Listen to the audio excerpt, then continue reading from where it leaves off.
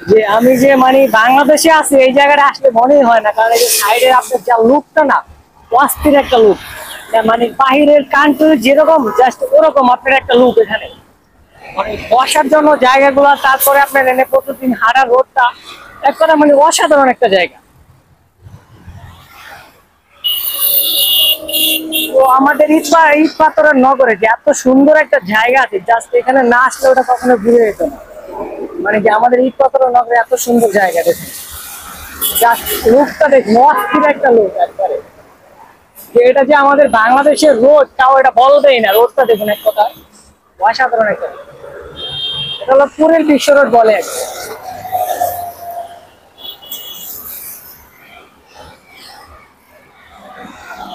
তো আমাদের আসলে ঢাকা শহর মানে অনেক স্মার্ট হয়েছে, সব বলছে যে স্মার্ট বাংলাদেশ গড়ে তোলা, আসলে এটা সম্ভব, পসিবল।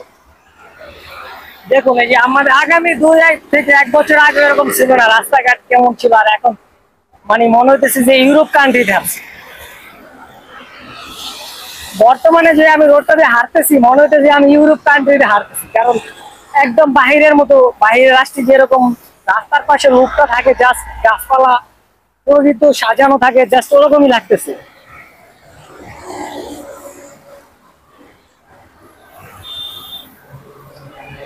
তো সবাই বলে নাকি বাংলাদেশের ভিতর রাজশাহী জেলাটা সবচেয়ে সুন্দরতম। তো রাজশাহীর মতো ঢাকা শহরটারও করতেছে, জাস্ট দেখা যেতেছে সাইডে লাইট গুলো লাগাইতেছে। তারপরে আপনার তারপরে এই সাইডে যে লাইট গুলো আছে, আর সাইডে সবচেয়ে সুন্দর লাগতেছে আমার এই যে আকর্ষণ, মানে মন কেড়ে নেওয়ার মতো অবস্থা যেটা, সেটা হলো যে এই যে দেখুন সাইডের এই যে লোকগুলা মানে বসার জন্য জায়গা করে দিছে, বা ফুটপাতে বসার জন্য। তারপরে যে সাইডের রোডটা কন্ডিশনটা মানে এতটাই সুন্দর, হাই কন্ডিশন একবারে, মানে অন্যরকম একটা কন্ডিশন, মানে ভালোই লাগতেছে দেখবার মতো। আমি শিওর যে কোনো মানুষ আসলে দেখে এখানে মানে খুবই তাদের মন বসে যাবে। আর কত পরিষ্কার দেখুন আমাদের রাস্তাঘাট।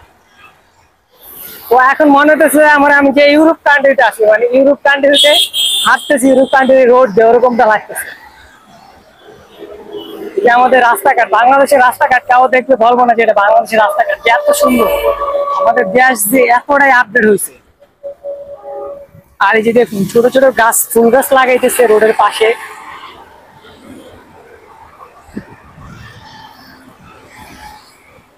এক কথা জাস্ট অসাধারণ। আর তারপরে যে তারা মানে রোডের পাশে কর্মী কাজ করতেছে, যারা ফুল গাছ টুল গাছ লাগাইতেছে, পরিষ্কার পরিচ্ছন্নতা রাখতেছে এরা।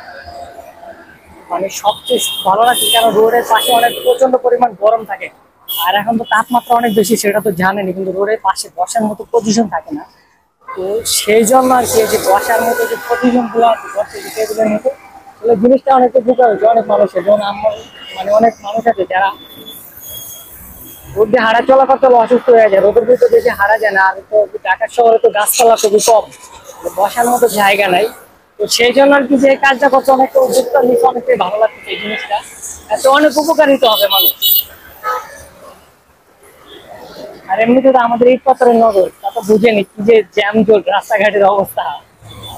কিন্তু এই রোডটা আমার কাছে খুবই ভালো লাগছে দেখতে। এই যে দেখুন, মানে মুখটাই অস্থির, মন কেড়ে নেওয়ার মতো পজিশন একদম। যতদূর যেতেছি ততই রোডটা অনেক ভালো লাগতেছে, রোডটা অনেক অস্থির একটা লোক রোডটা।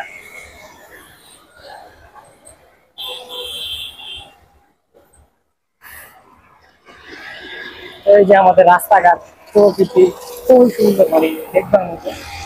মানুষের রাস্তাঘাটে ঘুরলেও মানে ডিপ্রেশন থাকলেও ডিপ্রেশন কাটাই দিব, কারণ এরকম লোক দেখলে অনেক অস্থির লোক, ভালো লাগতেছে দেখে যে বাংলাদেশের রাস্তাঘাট যে এতটা আপডেট হচ্ছে। তো গাইস অবশ্যই সবাই ভালো থাকবেন, সুস্থ থাকবেন। আর যারা আমার পেজ থেকে ভিডিওটি দেখছেন, পেজটি অবশ্যই ফলো দিবেন। আর যারা এমডি আজমির, আমার একটা ইউটিউব চ্যানেল আছে, যারা সাবস্ক্রাইব করেন নাই অলরেডি, এখনই তাড়াতাড়ি গিয়ে সাবস্ক্রাইব করে দিন। আর সবাই ভালো থাকবেন, সুস্থ থাকবেন। আবারও দেখা হবে কোনো এক ভিডিওতে।